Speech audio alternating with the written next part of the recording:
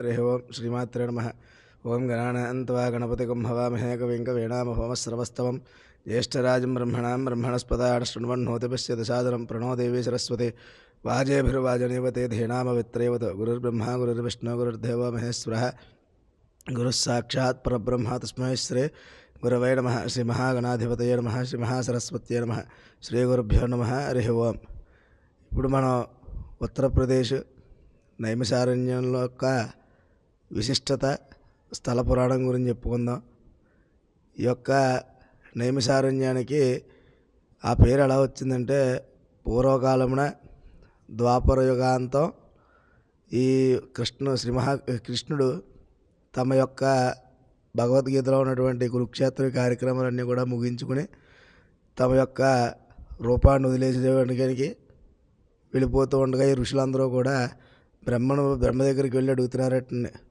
బ్రహ్మగారు మేము యొక్క తపస్సు కానీ ఈ యొక్క జపాలు కానీ చేసుకోవడానికి ఏదైనా మంచి ప్రదేశం, కలి ప్రవేశించిన ప్రదేశం ఏదైనా ఉంటే చెప్పండి అయ్యా అంటే, కలి ప్రవేశించినా కూడా మీరు చేసుకోవడానికి ఇబ్బంది ఏమిటయ్యా అని చెప్పని బ్రహ్మగారు అడగగా, కలి ప్రవేశిస్తే అరిషట్ వర్గాలన్నీ కూడా వస్తూ ఉంటాయి కాబట్టి దానికి విరుద్ధంగా మేము ఈ యొక్క తపస్సు కానీ ఇవి కానీ చేసుకున్నామంటే అరిషట్ వర్గాలకి లోను కాకుండా చేసుకోవడానికి మాకు కావాల్సినటువంటి కలి ప్రవేశించిన ప్రదేశం ఏదైనా ఉందంటే ఆ బ్రహ్మగారు మనస్ఫూర్తిగా ఆలోచించుకుని ఆయన ఒక మనసులోంచి ఒక చక్రాన్ని విసురుతాడు బయటికి. ఈ యొక్క చక్రం ఎక్కడైతే పడుతుందో అక్కడికి వెళ్ళి ఈ యొక్క తపస్సు చేసుకోండి అయ్యా అని చెప్పినాగా అది ఒక ఈ అరణ్యం, ఇది ఒక అరణ్యం, ఇది ఈ నైమిషారణ్యం అన్నది ఒక దండకారణ్యం, అడవి. ఈ అడవిలో పడుతుంది వచ్చి. ఆ ఋషులందరూ కూడా వచ్చి ఆ యొక్క అరణ్యాన్ని, ఈ యొక్క ప్రదేశాన్ని అన్నీ కూడా చూసుకుని ఇక్కడ జపం చేసుకోవడానికి తపస్సు చేసుకోవడానికి వీలుగా ఉంటుందేమో అనుకుని వచ్చేసరికి ఇక్కడ ఉన్నటువంటి క్రూర మృగాలు అయితేనే, ఈ అడవి అనేసరికి అందరికీ తెలిసిందే కదా, మృగాలు, విషసర్పాలు ఇవన్నీ ఉండేవండి ఇక్కడ. అవన్నీ కూడా చూసుకుని వారు మళ్ళీ బ్రహ్మగారి దగ్గరికి వెళ్ళి, స్వామి మీరు అక్కడ ఏదో జపం చేసుకోమని మేము అడిగితేనేమో అక్కడ ఎక్కడో చేసుకోమన్నారు, అక్కడేమో ఈ విషపూరితమైన మృగాలు ఇవన్నీ కూడా తిరుగుతూ ఉన్నాయండి, దానివల్ల మేము అక్కడ వ్రతం జపం చేసుకోలేకపోతున్నాము, అక్కడ ఇంకా ఏమైనా మంచి ప్రదేశం ఉంటే చెప్పండి అయ్యా అనగా విష్ణుమూర్తిని అడగమన్నాడటండి. విష్ణుమూర్తి దగ్గరికి వెళ్ళి ఈ యొక్క ఇదే విధంగా విష్ణుమూర్తి వారిని అడిగారు. విష్ణుమూర్తి వారు ఆ సుదర్శన చక్రాన్ని నేను మంత్రించి విసురుతానని చెప్పాడు. ఆయన ఆ యొక్క సుదర్శన చక్రాన్ని విసిరాడు. అది కూడా వచ్చి ఈ బ్రహ్మగారు ఎక్కడైతే చక్రం అయితే, ఆయన మనో చక్రం అయితే ఎక్కడ పడిందో ఈ సుదర్శన చక్రం కూడా అక్కడే పడిందండి. అక్కడికి వచ్చి వీరందరూ కూడా చూసుకుని ఈ యొక్క విష్ణుమూర్తిని కూడా ప్రార్థన చేశారు. స్వామి మళ్ళీ అక్కడే పడింది అయ్యా ఇది, ఈ యొక్క తపస్సుకి మాకు దీని పరిస్థితి ఏమిటి అని చెప్పని అడగగా, ఆ యొక్క సుదర్శన చక్రం పడిన ప్రదేశమే ఈ యొక్క నైమిషారణ్య క్షేత్రంలో ఉన్నటువంటి చక్రతీర్థం. అందులో ఉన్నటువంటి ఆ సుదర్శన చక్రం దాని యొక్క ప్రభావం వల్ల అది తిరుగుతూ భూలోకం నుంచి మొదలుకొని పాతాళలోకం, అధోలోకమైనటువంటి 7వ లోకం పాతాళలోకంలోకి చేరుకుంది. ఇది కూడా ఇది అంతలో కూడా ఈ విధంగా జరిగిన తర్వాత అమ్మవారిని ప్రార్థించారు. తర్వాత అమ్మవారు ఆవిర్భవించింది. అమ్మవారు ఆవిర్భవించి శివుడిని యొక్క ఆ యొక్క జలధార అంతా కూడా లింగ రూపంలో ఉండేసరికి అమ్మవారు ఆ యొక్క లింగధారాన్ని ఆవిడ ఆస్వాదించుకుని లలిత త్రిపుర సుందరిగా ఆవిడ ఆవిర్భావం చెందింది. తర్వాత దక్షయజ్ఞంలో జరిగినటువంటి ఆ యొక్క అమ్మవారి మీద ఉన్నటువంటి ఈ యొక్క ఖండన, ఆవిడని ఖండించినటువంటి 108 భాగాలన్నీ కూడా చల్లాచెదురుగా పడడంతో 51వ భాగం అమ్మవారి యొక్క హృదయ స్థలం పడిన లలితా త్రిపుర సుందరి శక్తిపీఠ ఇక్కడ ఉండడం ఇదొక విశేషం.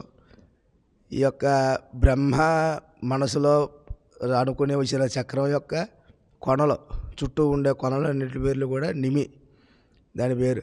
ఆ నిమి వచ్చి అరణ్యంలో పడడం వల్ల దీనికి నైమిషారణ్యం అని పేరు వచ్చిందట. ఇలా చెప్పుకుంటూ ఉంటే నైమిషారణ్యం గురించి చాలా ఉన్నాయి. ఇక్కడ మునులందరూ కూడా 84,000 మంది మునులు, ఋషులు ఈ తపస్సు చేసుకున్న ప్రదేశాలు ఇవన్నీ కూడానండి. ఈ యొక్క నైమిషారణ్యాన్ని తపోభూమి అని కూడా అంటారు. ఇక్కడ కలి ప్రవేశించిన ప్రదేశం ఏదైనా ఉందంటే, మన యొక్క ఈ ఇండియా మొత్తం మీద ఈ యొక్క ప్రదేశం ఏదైనా ఉందంటే కనుక అది ఈ నైమిషారణ్యం ఒకటేనండి. నైమిషారణ్యంలోనే ఇప్పటికి కూడా కలి ప్రవేశించిన ప్రదేశం ఇది ఒకటేనండి. దీని యొక్క విశిష్టత అలా చెప్పుకుంటూ ఉంటే చాలా ఉంటుంది.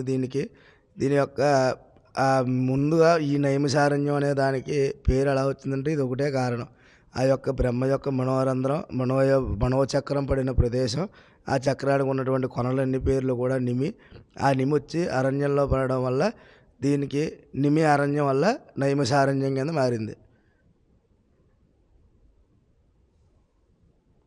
ఇది ఈ యొక్క నైమిషారణ్య చరిత్ర. ఈ నైమిషారణ్యానికి ఉన్నటువంటి ప్రదేశం, ఇక్కడికి వచ్చిన వారందరూ కూడా వ్రతం చేసుకోవడానికి, సత్యనారాయణ స్వామి వ్రతం చేసుకోవడానికి వస్తున్నాము అని చెప్పని అనుకుంటారు. కానీ ఈ యొక్క తపోభూమిలో ప్రవేశించడమే మనకి ఒక వరం. ఈ యొక్క నైమిషారణ్య ప్రదేశంలో ప్రతి అణువు కూడా ఒక ఋషితో సమానం. ఇక్కడ ఉన్నటువంటి చెట్లు కానీ, ఇక్కడ ఉన్నటువంటి అరణ్య ప్రదేశం అంతా కూడా ఒక్కొక్క చెట్టుతో సమానమైనది. ఈ మానవ జన్మలో ఎక్కడో చోట ఒక రుణం అంటూ ఉండి, దైవ కార్యాల మీద అవగాహన ఉండి, ఇది ఆధ్యాత్మికంగా వీడు ఉండగలడు అనడానికి నైమిషారణ్య ప్రవేశం ఉంటుంది. లేకపోతే ఎవరు పడితే వారు రావడానికి కూడా అంత అవకాశం ఉండకపోవచ్చు. ఎంత ఈ యొక్క రహదారులు కానీ ఇవి కానీ అన్నీ కూడా పడినా ఆయన పూర్వజన్మ సుకృతం ఉంటే కానీ ఈ యొక్క తపోభూమిలోకి అడుగు పెట్టడం అన్నది చాలా విశేషమైన ఒక సంఘటన. అది కూడాను దానికి ఎంతో పుణ్యం ఉండాలి నైమిషారణ్యంలో రావడం. ఈ యొక్క వ్రతాలకి సంబంధించిన ఇంట్లో చేసుకునే పూజలు, వ్రతాలు ఇవన్నీ కూడా దాంట్లో ఉన్నటువంటి కథలన్నీ కూడా ఈ యొక్క నైమిషారణ్య క్షేత్రంలో ఈ అరణ్యం మొత్తం మీదలోనే జరిగిన విషయాలన్నీ కూడా మీకు ప్రతి కథలోనూ, ప్రతి వ్రత కథలోనూ కూడా సూత మహామునుల వారు పలానా మునులకి చెప్పారని ఇదే ఉంటుంది తప్ప వేరే విషయంలో ఎటువంటి ఎంత పెద్ద కథ చేసుకున్నా కూడా ఇదే విషయం ఉంటుంది. ఆ యొక్క కథల్లో ఈ యొక్క సత్యనారాయణ స్వామి వారి వ్రత కథ కూడా ఇక్కడే జరగడం, ఆ వ్రతాన్ని చేసుకోవడం, ఇది ఒక అరణ్య ప్రదేశంలో వ్రతాన్ని చేసుకోవడం చాలా విశేషం కూడాను. అందరికీ కూడా భక్తులు ఎవరైనా వచ్చి దర్శనం చేసుకునే వాళ్ళందరూ కూడా వచ్చి ఇక్కడికి వచ్చి దర్శనం చేసుకోవచ్చు. ఈ యొక్క భూమిని, ఈ యొక్క ప్రదేశాన్ని దర్శనం చేసుకోవడం కూడా వారి పూర్వజన్మ సుకృతం అని ఈ సభాముఖంగా తెలియజేసుకుంటున్నాను. స్వస్తి.